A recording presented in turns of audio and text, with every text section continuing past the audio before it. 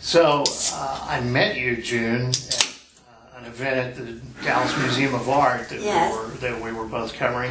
And I told you I wrote for Pegasus News. Yes. And that brought up something from your past life that was news to me, and maybe it'll be news to other people that know you too. Right. Now, a lot of people don't know that my father had a company called Texlight that manufactured, actually designed, the flying red horse on top of the mobile building. Of course, then it was the mobile gas building. Now, of course, it's a hotel. It's a 330-room deluxe hotel. But it's a historical landmark, and it really is a landmark for Dallas and for Texas. Mm-hmm. And it can't be seen like it could be because of all the high buildings that have gone up around it. But from certain points, especially from the southwest part of the city, it's quite visible. Well, the building itself is a landmark building. It's a 1922 building, and the Pegasus porcelain enamel and neon sign was put up in the early 30s, and my father brought porcelain enamel and neon to Texas. He was given Texlight as a gift when he graduated from college. And this is a long time ago. This was in he actually graduated from college in 1922. And he moved the family to Dallas in the late 30s to look over Texlight. And, growing up here, I was always told the reason there are two horses, which there are, so Dallas wouldn't be known as a one-horse town. Oh, really? That's great. That was part of my upbringing, hearing that all the time from my father. That's great. And, of course, Texlight, their main business was making signs for the oil companies because Texas, or Dallas, was really an oil center.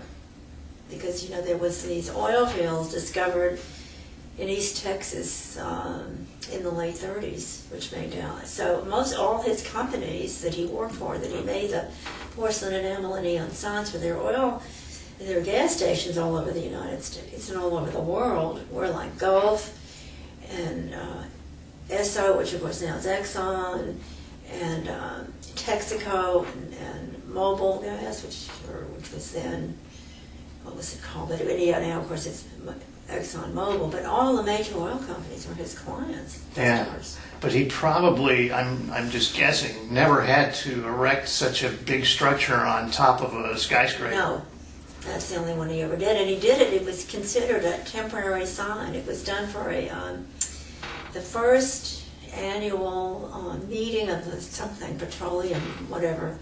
It's in my little report. And it was just supposed to be temporary. Now, of course, it's been replaced. In 2000, they put a new one up.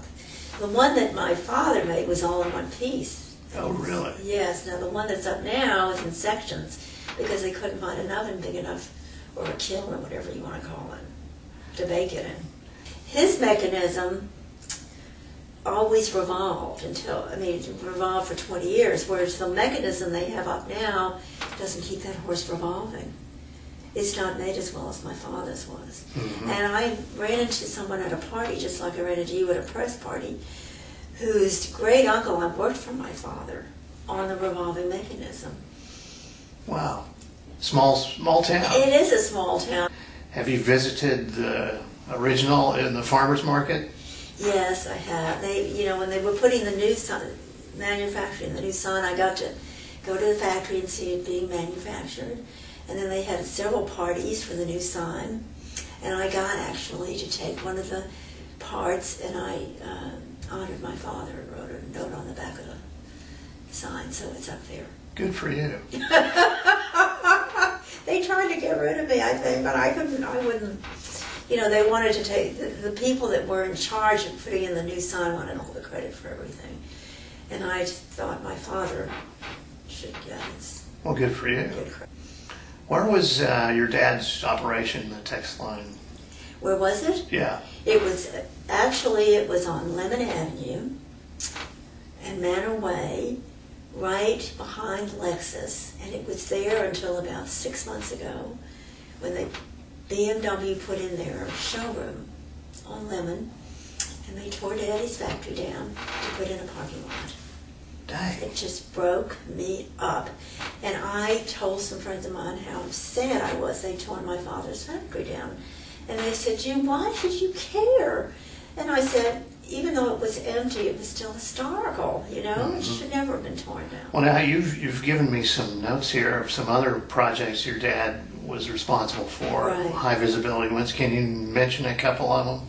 Yes, my father worked for the Hobbits Hill Theater Company, who had, they did the Lakewood, and he did the sign for that, and for the Inwood Theater, and he did all the neon for the Highland Park Village Theater. Mm-hmm.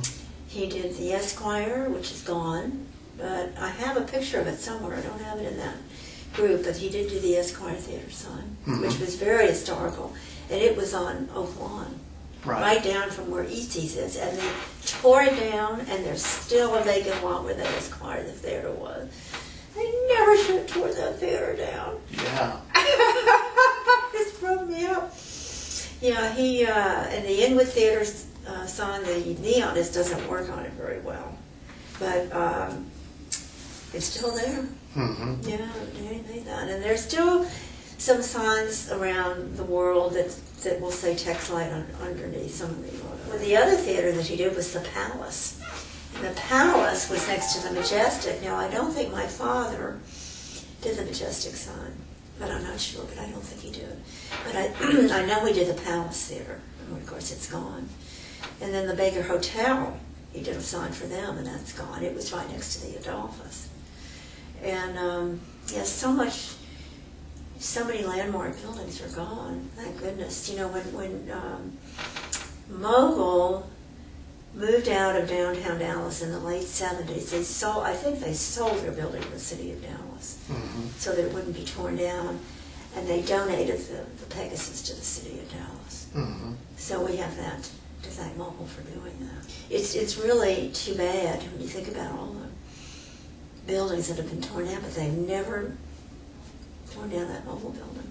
Yeah. And inside the hotel, there in the lobby, they have the elevator doors have the Pegasus all over them.